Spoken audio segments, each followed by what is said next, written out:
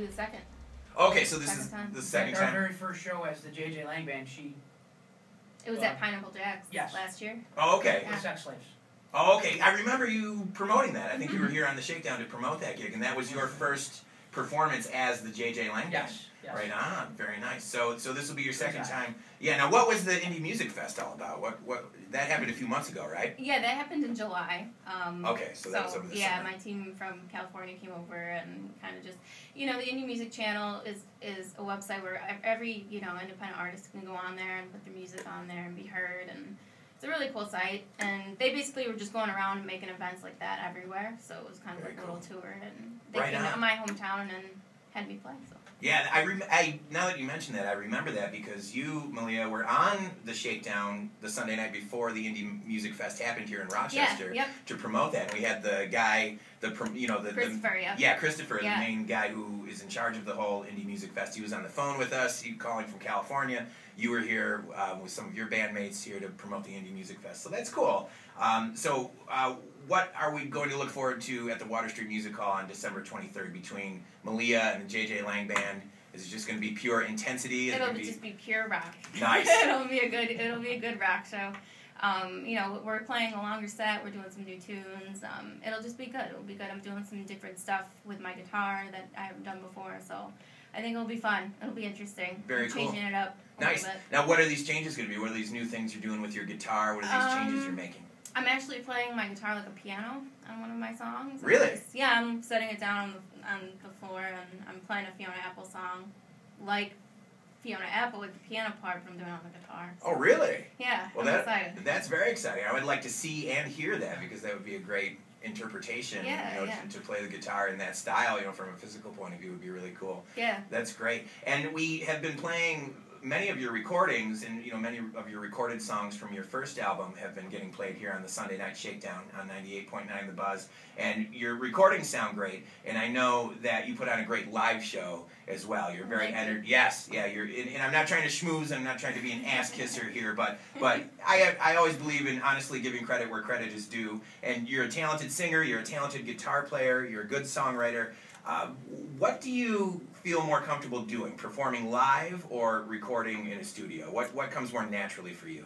I think live, because I think that's just kind of where I get all my feeling out and my aggression. I mean, I get it out in the studio, but I think you get more of an adrenaline rush, and you know what I mean. You can really get into it. It's more visceral when you're performing live on stage in front of a live audience. Yeah, absolutely. Whereas in the studio, you can channel that energy, like you said, in the recording studio, but it's a little more cerebral, and you're a little more inside your own head when you're recording because you're thinking about those microphones and everything is scrutinizing every note that you're playing, and you're under a microscope. So the energy is there, but it's a different energy in the studio as compared to the energy that you have on a live performance stage.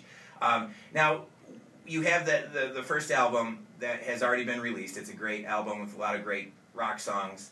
And you were saying off the air a few minutes ago that you're working on recording a new album?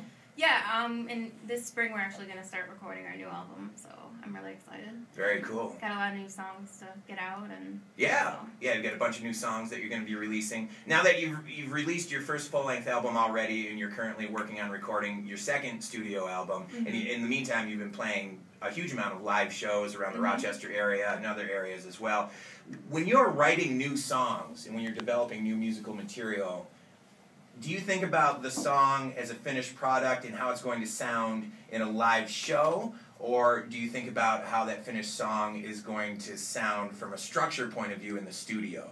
Like how do you approach songwriting now? Is it like a studio project or something that is ultimately just going to rock everybody in a live show? I think it's a little bit of both.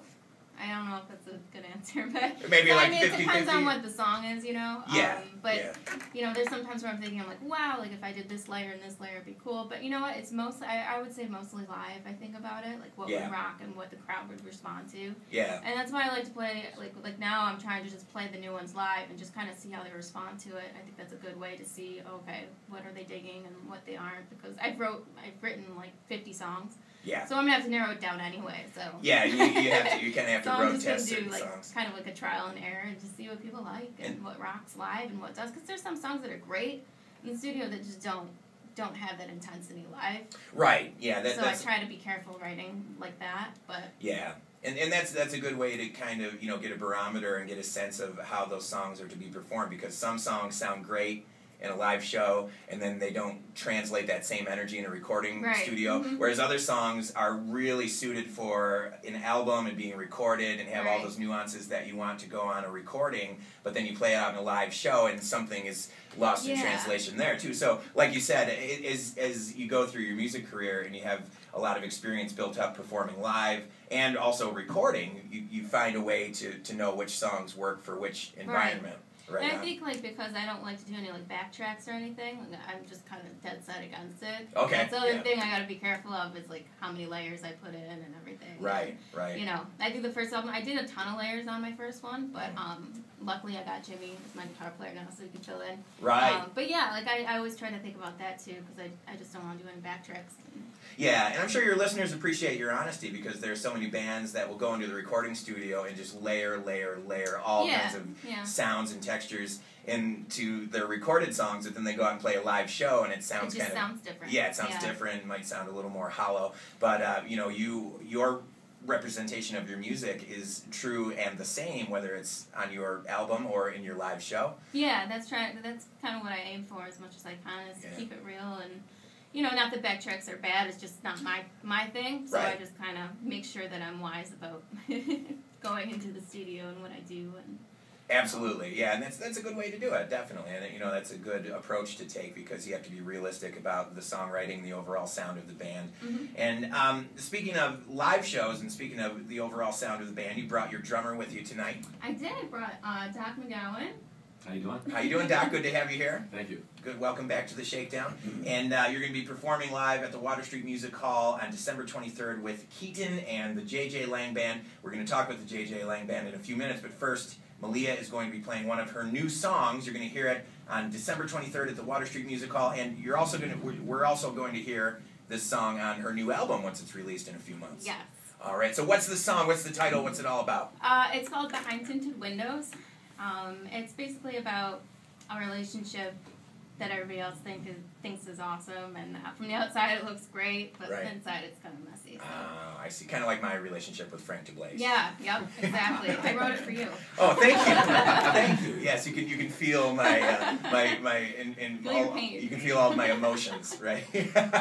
Beautiful. Here's a wonderful musician from the Rochester area. Her name is Melia. She's performing with Doc on percussion. This is her new song. You've heard it here first. This is a world premiere exclusive. Yes, it's the first time. Yes, you're hearing Melia play this song for the first time right here on the Sunday Night Shakedown on 98.9 The Buzz.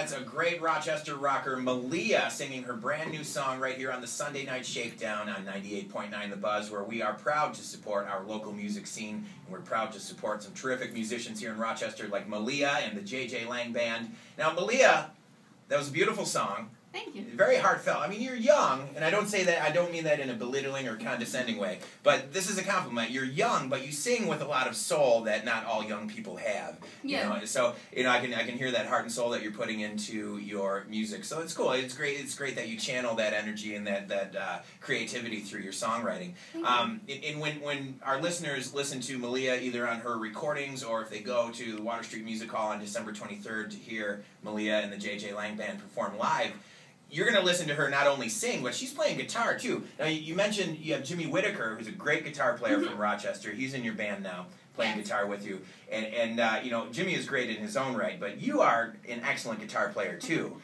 And when our listeners go to hear you play live, I mean, they're going to hear some great guitar playing. Obviously, Doc's a great drummer. Your whole band is terrific, but between Melia and Jimmy, you're going to hear some very good guitar playing and some good singing on top of that from Melia. Now, speaking of that, Melia, do you consider yourself a guitar player who happens to sing, or are you a singer who happens to play guitar, or kind of like 50-50, 60-40?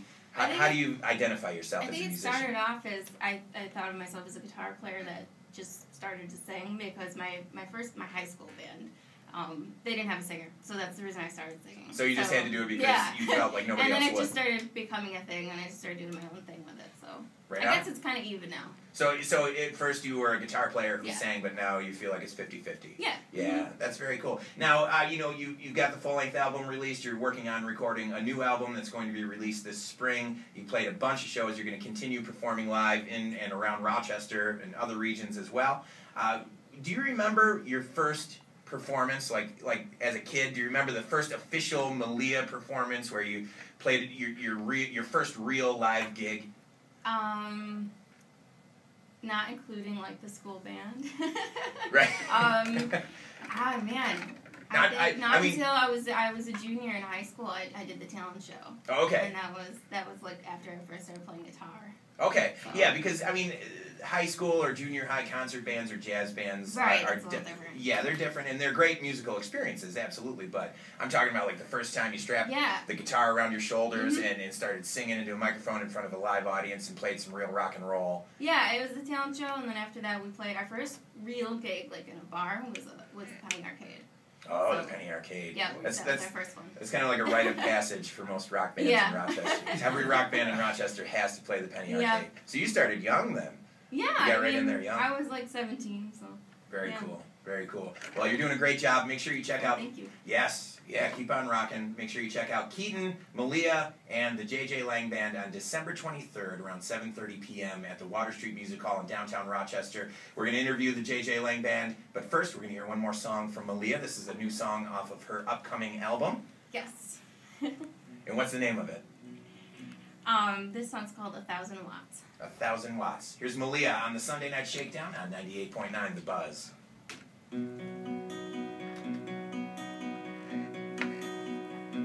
I bought for apples, I bit some poisonous ones, my heart's in a coma, but it's getting along, won't you come kiss me? I have been sleeping beneath the glass. Darling, please know now, it has been such a long time since I even lit on my vacancy sign, but don't hesitate if you need a place to rest your head. And maybe I've said too much, I should isolate my thoughts. I'm screaming at 1,000 watts that I need you to hear. Been out of focus, so help me adjust my lens. I need something clear, nothing we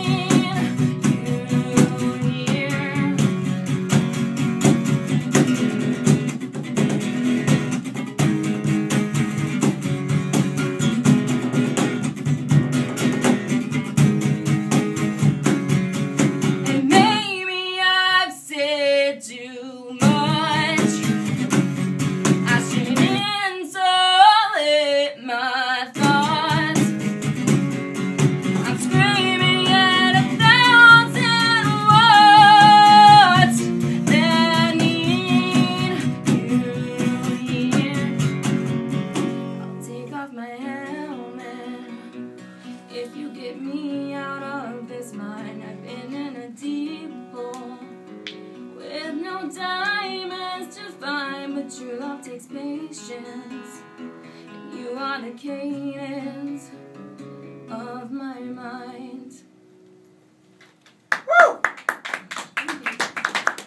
Melia, on a Sunday Night Shakedown on 98.9 The Buzz. Melia, that was terrific. Thank you. Melia and Doc, thank you both very much for being on the Shakedown. Thank you so much. You're welcome. Thank you for being here tonight, and you guys sounded great. That was beautiful music. Thank you. Yes, make sure you look forward to Melia's new album. It'll be released this spring. And what's a website or a Facebook page kids can reach you on? Melia at meliarocks.com. All right. And Facebook/Melia Rocks. Excellent. And we're looking forward to the show with Melia and the JJ Lang Band on December 23rd at the Water Street Music Hall. And JJ Lang is here with his new band, JJ Lang Band. Hello, sir. How are you doing, my friend? I am great. Excellent. Thank you for having us. Oh, it's our pleasure.